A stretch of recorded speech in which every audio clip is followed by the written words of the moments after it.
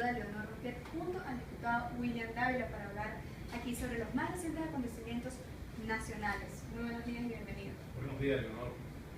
Y bueno, permítame felicitarlos por esta nueva televisora en vivo que ustedes están realizando y que demuestra una vez más ese espíritu de salir hacia adelante, pues de luchar por el país y sobre todo de ir profundizando lo que debe ser justamente una libertad de prensa, una libertad de expresión, una libertad de opinión. Bueno, ayer fue noticia un pronunciamiento que hizo Jorge Rodríguez, alcalde de Caracas, que mostró algunos correos que, según sus palabras, involucraban en planes de magnicidio algunas personalidades de la política, entre ellos María Corina Machado, diputada de la Asamblea Nacional, y Diego Arria. ¿Cómo se maneja esto dentro de la bancada opositora de la Asamblea? Bueno, mira, yo voy a denunciar que hay una estrategia, justamente una ofensiva de opinión pública del gobierno, muy bien orquestada. Yo puedo mostrar aquí, por ejemplo, este es un oficio del Ministerio del Poder Popular para la Información Pública, para la Comunicación y la Información, en donde están ya suministrando una serie de información que van a transmitir por medio de las embajadas, consulados, oficinas públicas, en donde tratan de desnaturalizar lo que ha pasado en Venezuela, en lo que corresponde 3 meses de violencia terrorista, desestabilización y violación de los derechos humanos por parte de grupos de la derecha venezolana. Bueno, se supone que esto lo hacen con presupuesto que es de todos los venezolanos. ¿Por qué no nos dan la misma oportunidad a nosotros de utilizar con los recursos del presupuesto del Estado, que es el recurso del presupuesto de los venezolanos, la misma posibilidad para transmitir por medio de un CD, por medio de todos los mecanismos de transmisión de redes, etcétera, la verdadera información de lo que aquí ha acontecido en estos 3 meses últimos, en donde ha habido una violencia política que nunca antes nosotros habíamos conocido en Venezuela? Esto lo denuncio porque esto pone en evidencia las verdaderas intenciones del gobierno de desarrollar toda una política de, vamos a decirte, de agresión y muy bien diseñada desde el punto de vista de la estrategia ofensiva diplomática, a los fines de desnaturalizar y de alguna manera ir creando una opinión pública o una especie de matriz de opinión pública para hacer ver en el mundo que aquí de lo que se trata es de un golpe de Estado continuado, y eso forma parte de lo que ellos ya comenzaron a sentir, porque la ofensiva de opinión pública internacional que comenzamos a desarrollar nosotros los diputados tuvo mucho efecto. Los medios de comunicación en América Latina, en Europa y en otras partes del mundo recogieron toda esa información y claro, para ellos contrarrestar esa ofensiva que nosotros desarrollamos desde el punto de vista democrático, utilizan el aparato del Estado, la estrategia comunicacional diplomática a los fines de desnaturalizar y comenzar a elaborar por la vía de laboratorios de guerra sucia una serie de estrategias informativas para descalificar en general a la dirigencia opositora. Veíamos que el alcalde Jorge Rodríguez decía ayer, le decía a los miembros de la MUD que quienes no estuviesen involucrados en este plan, que por favor hicieran público y se separaran de estos presuntos planes que se evidenciaron con los correos que mostraron. ¿Cuál sería su posición ante esto? Bueno, pero mira, es que la misma oposición está participando en una mesa de diálogo.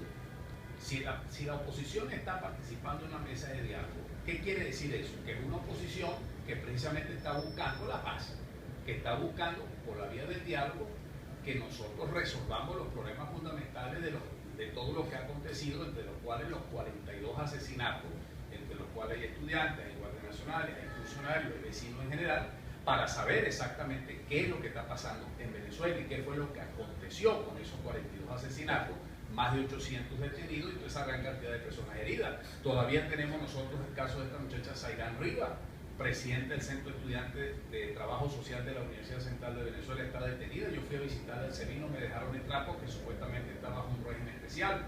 Está el mismo caso de Iván Simonovi, declarado en huelga de hambre, porque su caso, pese de que formó parte de la agenda de la estrategia de diálogo, se nombró una junta médica, tiene 19 patologías, la junta médica dio su dictamen y no ha habido forma ni manera que responda el tribunal ni ninguna organización. Yo sí te puedo decir, Leonor, que nosotros no estamos dentro de ninguna agenda golpista, ni nos interesa estar en ninguna agenda golpista, ni nos reunimos con ningún embajador, llámese de los Estados Unidos, o en el caso del gobierno me gustaría saber si se están reuniendo con el embajador de Cuba o de China o de cualquier cosa para desarrollar esta ofensiva venezolanos que disentimos del gobierno, nosotros estamos decididos a luchar política y democráticamente en un país donde el principal golpe lo está dando el gobierno. ¿Cuál es el principal golpe del gobierno? Que ha crecido en 1.873.326 nuevas personas pobres, que tenemos 856.887 personas en el nivel de pobreza crítica, es decir, que los ingresos no le alcanzan ni siquiera para comer. Ese es el verdadero golpe que se está sucediendo en Venezuela, y el gobierno no da respuestas claras, sino antes, por el contrario, desarrolla una estrategia para distorsionar y manipular la opinión pública. Sin embargo, hemos visto que antes de estos anuncios había una mesa de diálogo, en donde vimos a representantes del gobierno y a representantes de la oposición hablando y tratando de resolver los problemas que tienen todos los venezolanos. ¿Qué pasó entonces con esa mesa ahora? Bueno, Leonor, está congelado porque el gobierno no ha dado ningún resultado. Está el caso de Iván Simonovic, que formó parte de esa agenda, y detrás de Iván Simonovic están los comisarios que están detenidos. Tenemos el caso de los 14 estudiantes, o más de 140 estudiantes que están detenidos, dentro de los cuales te acabo de mencionar el caso de Zairán Rivas, que en este momento está bajo un régimen especial. Es decir, esos son casos en donde el gobierno, si quiere realmente desarrollar una estrategia de diálogo pacífico, que dé los primeros pasos hacia adelante. En el caso, por ejemplo, de la Comisión de la Verdad, mal puede desarrollarse una Comisión de la Verdad presidida por Diosdado Cabello si dentro de la Asamblea Nacional no garantiza ni siquiera la integridad física de los diputados. ¿Qué garantía tenemos nosotros para que dentro de la Comisión de la Verdad se desarrollen procedimientos dirigidos a buscar la verdad de estos 42 asesinatos que ocurrieron en estos 3 meses de violencia política en Venezuela? Entonces, por nosotros el diálogo no está congelado. El diálogo está congelado precisamente porque el gobierno está atrapado en una estrategia de la militarista que presiona a Maduro para permanentemente desarrollar una estrategia de provocación y de violencia. Además de esto, hemos visto cómo desde los Estados Unidos, desde el Senado, se han anunciado algunas sanciones en contra de particulares del gobierno. Un análisis de EFE que se publicaba el día de hoy decía: Congreso de Estados Unidos más cerca de aprobar sanciones contra el gobierno de Maduro. Se le preguntaba a Jorge Rodríguez el día de ayer qué va a pasar entonces con la política exterior de Venezuela, a lo que Jorge Rodríguez respondía: eso es responsabilidad exclusiva del presidente Nicolás Maduro. Como diputado de la Asamblea Nacional, ¿cómo creen que se va a ver afectada la política exterior venezolana?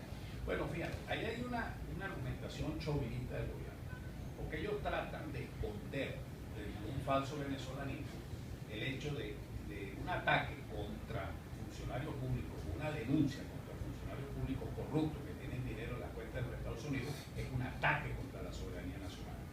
Y piensan de que si el Congreso de los Estados Unidos aprueba una ley de defensa de los derechos humanos, en el fondo lo que buscan es agarrar la riqueza petrolera, el hierro y el gas que se encuentran nacionalizados desde el gobierno de Carlos Andrés Pérez en Venezuela. La verdad de todo esto es que puede ser cualquier país, porque hay un pacto dentro de la OEA, un tratado internacional de lucha contra la corrupción. El lavado de dinero es combatido en China, en Rusia, en Europa, en los Estados Unidos, donde sea. Yo no sé cuál es el temor ahora de estos revolucionarios del gobierno que andan preocupados por esconderle la fortuna a unos cuantos corruptos del gobierno que tienen fondos en el exterior, que utilizaron banqueros, cooperadores corruptos del mismo gobierno para sacar recursos afuera. ¿Cuál es esa mítica revolucionaria ahora de estos nuevos revolucionarios que viven preocupados por esconderle la corrupción a unos cuantos corruptos que tienen los reales afuera, propiedades afuera y hacen negocios con los Estados Unidos? Por otra parte, el gobierno insta al gobierno de los Estados Unidos de que le acepten el embajador que ha propuesto Venezuela para los Estados Unidos. Es decir, que Venezuela está más interesada que los Estados Unidos en mantener unas relaciones bilaterales con los Estados Unidos. Entonces, esto no es un problema de que si los Estados Unidos, porque vaya a sancionar a unos funcionarios, dentro de los cuales está incluso el gobernador del Estado Mérida. El gobernador del Estado Mérida está allí. ¿Y por qué está el gobernador del Estado Mérida? Bueno, está allí porque simplemente lo que ha hecho es agredir y violar derechos humanos de los estudiantes. Y quién sabe por qué otras razones más. Bueno, entonces, ¿cuál es ese temor y ese miedo de que se sepa la verdad? Yo estoy de acuerdo en que deben abrirse relaciones entre Venezuela y los Estados Unidos. Como Venezuela debe tener relaciones con cualquier país del mundo, porque vivimos un mundo multipolar. Yo estoy de esa estrategia de la multipolaridad. Pero no me vengan con el cuento chauvinista, que si están atacando, o mejor dicho, sancionando, por decir el término real, a unos funcionarios corruptos que no pueden justificar su riqueza, es un ataque contra la soberanía nacional. Esas son dos cosas completamente distintas. La responsabilidad personal es responsabilidad personal. Si el día de mañana fuera una sanción contra Venezuela, yo estoy en contra de una sanción contra Venezuela, como siempre he estado en contra, por ejemplo, del bloqueo contra Cuba. Yo creo que los bloqueos nunca dan resultados positivos, pero a mí que no me vengan a confundir peras con manzanas. Una cosa es una sanción contra Venezuela y otra cosa es la sanción contra un número determinado de funcionarios públicos que no pueden justificar los miles de millones de dólares que tienen en los bancos norteamericanos e incluso en otros bancos de Asia y de Europa. Mientras tanto, en Venezuela también se ha acusado por parte del gobierno a personajes de la oposición, a autoridades de la oposición por incurrir en actos de corrupción. Casos sonados dentro de la Asamblea, el diputado Caldera, el diputado Mardo, María Aranguren también, y ante esto se decía que había una solidaridad automática por parte de la bancada opositora. ¿Cómo entonces vamos a juzgar también a todos los personajes que caigan en este delito sin importar la tendencia política que se tenga? En el caso de los diputados que tú mencionas, Leonor, hay una estrategia para ir medrando, vamos a decir así, la mayoría de las 2/3 partes que necesitaban para aprobar la ley habilitante. En el caso de la diputada María Aranguren, que subió inmediatamente su suplente cuando la allanaron. En el caso de los otros diputados de Mardo y en el caso de Caldera, incluso hay una investigación y Caldera nunca ha escondido su deseo de aclarar las cosas y además las ha aclarado con mucha precisión y con mucha contundencia. Pero yo quisiera preguntar lo mismo en la Comisión de Contraloría. ¿Qué pasó con la denuncia que hizo Giordano de unas empresas que dilapidaron 20.000 millones de dólares de Caribe?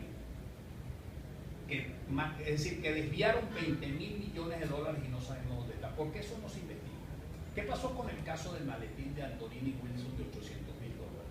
¿Qué pasó con el caso de Bandes, en donde dicen que precisamente una funcionaria allá se echó al picote, como dicen en mi tierra, 62 millones de dólares? Y así paren ustedes de contar los casos que todavía están pendientes. La misma reforma a la ley contra la corrupción, que está esperando el regreso de la Procuraduría General de la República desde el año 2002.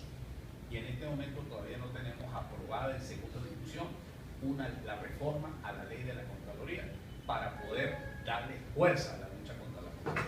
¿Por qué entonces a la Asamblea Nacional le dan, bueno, el 0% de la asignación presupuestaria total del país?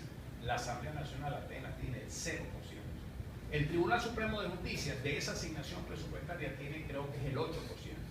Si quiere precisamente luchar contra la corrupción, ¿por qué no fortalecer financieramente a las instituciones que ejercen control previo y control posterior? Porque simplemente al gobierno no le interesa tener una Asamblea Nacional autónoma, no le interesa tener una Contraloría eficiente e imparcial y no le interesa tener un Tribunal Supremo de Justicia integrado por verdaderos magistrados. Eso pone en evidencia que aquí no hay separación de poderes. Y mientras nosotros no tengamos una verdadera separación de poderes, nosotros no vamos a tener una democracia plena en nuestro país. Ante todos estos señalamientos que usted hace, ¿estaría dispuesto que si la próxima semana el gobierno llama a la MUT a sentarse, a volver a esa mesa de diálogo, a sentarse con el gobierno y de alguna forma expresar todas estas cosas que ha dicho? Pero claro, es que mira, es que incluso la mesa de diálogo para nadie es un secreto. El 10 de abril de hace, ¿qué? Vamos para 2 meses, cuando hubo el debate público allá en Miraflores, el 80% de los medios, o mejor dicho, de la atención pública estaba en ese momento concentrada en ese debate de esa noche. El gobierno no va a querer volver a hacer eso más nunca, porque en ese instante la población por primera vez vio un argumento distinto a la opinión pública que se venía construyendo desde hace 15 años en Venezuela. Es importante entonces que los debates sean públicos, que hayan resultados, que definitivamente lo que se acordó se haga y se ponga en la realización de las cosas. Pero yo hago una pregunta, Leonor. ¿Qué necesidad había de traer a los cancilleres de UNASUR al NUNCIO o al Vaticano para resolver un problema político venezolano si tenemos una Asamblea Nacional? es que la Asamblea Nacional no ha jugado el rol fundamental que le ha debido corresponder o que ha debido jugar en la solución de esta crisis política. Ese es un punto que yo cuestiono. Por eso la necesidad que tenemos de rescatar la Asamblea Nacional. Porque esta Asamblea Nacional no ha cumplido el rol que le corresponde como una institución soberana donde la pluralidad política es lo que caracteriza su naturaleza discursiva y de debate político por excelencia de la Asamblea Nacional. Eso no se está cumpliendo. Entonces la Asamblea Nacional es un apéndice más del gobierno y tenemos que esperar que los cancilleres de UNASUR vengan a reunirse con nosotros para que el gobierno realmente entienda la necesidad de un diálogo cuando eso perfectamente lo pudo haber realizado la Asamblea Nacional. Entonces ese es un punto del debate y yo apelo, es más, lo reto al mismo Diosdado Cabello, dígame usted si no es verdad lo que yo estoy diciendo. ¿Cuál es el papel que usted está jugando como presidente de la Asamblea? Que no sea el de un prevaricador de oficio y un provocador de oficio. Vamos a discutir el papel que debe jugar la Asamblea Nacional desde el punto de vista de su pluralidad para que la Asamblea juegue el rol definitivo de la solución del problema político y de la crisis política que tenemos en el país. ¿Por qué la Asamblea no ejerce su función legislativa como debe ser? ¿Cuántas leyes se han aprobado? Ya le mencioné una. La ley de reforma de la Contraloría no se ha aprobado. ¿Por qué no ejerce su función contralora? Ya le mencioné varios casos. ¿Por qué no se interpela al ministro de Finanzas para que diga por qué no se cumplieron las metas del crecimiento económico el año pasado? ¿Por qué no se cumplió la meta del control de la inflación, que estimaban que era el 20%, resulta que llegó al 56%? ¿Qué pasa con el ministro de la Alimentación y qué pasa con el ministro del Empleo? Que no cumplieron la meta de reducir la pobreza, cuando ha subido el número de personas pobres, como lo acabo de señalar, 1.873.326. Eso es materia para hacer interpelación. Ahí hay un tema para que la Asamblea Nacional actúe. Bueno, señor Diosdado Cabello, yo lo recorté para que ejerzamos ese papel. Vamos a llamar a los ministros, vamos a interpelarlos, vamos a abrir un debate sobre esto pues, dentro de la Asamblea y dejemos de estar provocando permanentemente de oficio la cosa. Yo te puedo decir algo, Leonor, cuando a nosotros nos agredieron hace un año, hasta este momento yo todavía no he recibido ni siquiera los videos, yo los pedí oficialmente, que me dieran los videos para saber quién era el que me había tirado el micrófono, que me produjo una herida de 18 puntos, las agresiones que después, posteriormente, sucedieron con otros diputados. Entonces, si dentro de la Asamblea no se garantiza la integridad física, ¿tiene la Asamblea realmente la capacidad moral y espiritual para ejercer el rol que le corresponde como un ente que solucione la crisis política, económica y social que tiene el país hoy día? Para finalizar, diputado, usted habla de la Asamblea. Sin embargo, esta Asamblea va a ser cambiada a finales del 2015 con unas nuevas elecciones parlamentarias en las que se enfrentará todo el pueblo venezolano. ¿Cómo cree que quedará esto? ¿La oposición está comprometida y está preparada para obtener una mayoría dentro del hemiciclo venezolano? Mire, este gobierno tan malo de verdad, que en cualquier elección que haya sale derrotado. Sucedió ya en San Diego y sucedió en San Cristóbal. Y no que vengan a mí a decir que eso ya estaba previsto y que ya se sabía. El Partido Comunista dijo, no, eso para nosotros no es ninguna sorpresa. Y otros funcionarios o elementos del gobierno han dicho, eso era previsible. Eso no es nada previsible. Una elección no es igualita a otra elección. Elecciones son elecciones. Y con todo el poderío y con una ciudad militarizada, resulta que el gobierno salió raspado. Le dieron una pela en San Cristóbal, le dieron una pela en San Diego. Si ahí hubieran habido elecciones parlamentarias y allí se hubiera ido a elecciones en esos circuitos, mira, el gobierno no hubiera sacado, es más, cuidado, ya hubieran perdido el diputado de lista. De manera tal de que la oposición está preparada en todos los terrenos y yo sí creo que tenemos que desarrollar el trabajo político social. Sectores rurales. Yo insisto una vez más, vámonos hacia el campo, vámonos hacia los estados llaneros, vámonos hacia los sectores rurales, en donde de repente el discurso confunde y manipula el gobierno desde el punto de vista de la pobreza y de los alcances del programa de tipo socio-rural en el campo. Vámonos hacia allá y vamos a desenmascarar esta política antinacional, en donde casi el 80% de lo que consumimos proviene de afuera, quebrando a los factores productivos nuestros. Vamos a trabajar y sobre todo yo revalorizo aquí ese elemento fundamental que es la unidad. Yo creo que la unidad es una unidad realmente importante y hay una agenda que nosotros no podemos dejar de lado, la agenda de la liberación de los presos políticos. Eso es una realidad porque ninguna democracia puede llamarse democracia si existen presos políticos. Liberen al mismo a Leopoldo López, liberen a Simonovic, liberen a los estudiantes presos. ¿Hasta cuándo esta pobre muchacha Zairán Rivas, una muchacha de 21 años, alumna mía, de aquí de la Escuela de Ciencias Sociales de la Universidad Central de Venezuela, una muchacha digna, luchadora, bueno, allá está metida hace un mes, un régimen especial. Bueno, ¿qué democracia es esa? Vamos a resolver el problema realmente de saber quién mataron estas 42 personas que murieron en estos 3 meses de violencia política en Venezuela. Vamos a entrarle a fondo a resolver el problema del desabastecimiento. No hay remedio, Leonor. No hay remedio. Las unidades de cuidado intensivo no funcionan en los hospitales. En los ambulatorios no hay medicina. El que tiene problemas de hipertensivo no consigue los hipertensivos. No se pueden hacer cateterismos porque no existen los insumos. Los pacientes oncológicos entonces tienen gravísimos problemas. Sin embargo, por ejemplo, en el Hospital Domingo Luciani aquí establecieron una unidad oncológica muy buena. Fíjate tú, soy objetivo. Y la gente no sabe que ahí incluso los cateterismos se están haciendo gratis. Bueno, ¿por qué no difunden ese tipo de información social que puede ser beneficiosa para la población que hoy día está siendo afectada por problemas oncológicos? Bueno, vamos a entrarle a fondo si queremos resolver el problema de fondo de los venezolanos, porque más allá de hacer oposición, más allá de la posición crítica que uno sostiene como persona de oposición, esta es el país. El país no puede seguir así, haciendo colas para todo, para comprar comida. Eso afecta a chavistas, a maduristas, a opositores, a arecos, a popeyanos, a masistas, a los del PSUV, a todo el mundo los afecta. Aquí nosotros tenemos que hacer cola para comprar la comida y eso afecta a todos los sectores. Las carreteras en mal estado, el problema de la inseguridad nos afecta a todos. Bueno, vamos a sentarnos realmente y vamos a buscarle una solución a un problema que cada día está destrozando espiritualmente al país, que es mucho más grave que la destrucción material.